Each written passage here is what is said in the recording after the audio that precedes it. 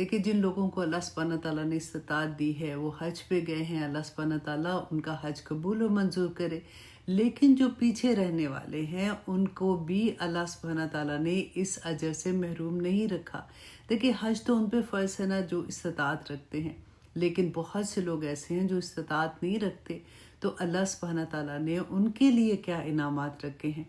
रसूलुल्लाह सल्लल्लाहु अलैहि वसल्लम ने फरमाया था, तिरमिज़ी की हदीस है कि जो शख्स मस्जिद में फजर की नमाज जो है वो जमात के साथ पढ़ता है और फिर सूरज तुलू होने तक अल्लाह का जिक्र करता रहता है उसी जगह पे बैठ के, तो रसूलुल्लाह सल्लल्लाहु अलैहि वसल्लम ने फरमाया कि उस शख्स को एक हज और उम्रे का सवाब है। और रावी बयान करता है कि रसूलुल्लाह सल्लल्लाहु अलैहि वसल्लम ने यहाँ तक फरमाया कि पूरे हज और पूरे उम्रे का सवाब है। और 3 मरतबा रसूलुल्लाह सल्लल्लाहु अलैहि वसल्लम ने यही अल्फाज दोहराए कि पूरे हज और पूरे उम्रे का सवाब है। अल्हम्दुलिल्लाह। और देखिए, औरतों के लिए कितनी आसानी है। उनके लिए तो जमात के साथ नमाज पढ़ना फ़र्ज नहीं है, लेकिन जब वो घर में नमाज पढ़ती हैं, जिस जगह भी उन्होंने नमाज पढ़ी वो सूरज तुलू होने तक उधर बैठ के अल्लाह सुब्हानहू तआला का जिक्र करती रहती हैं, तो उनको एक पूरे हज और उम्रे का सवाब है।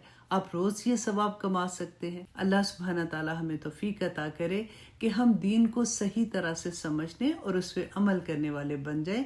आमीन सुम्मा आमीन।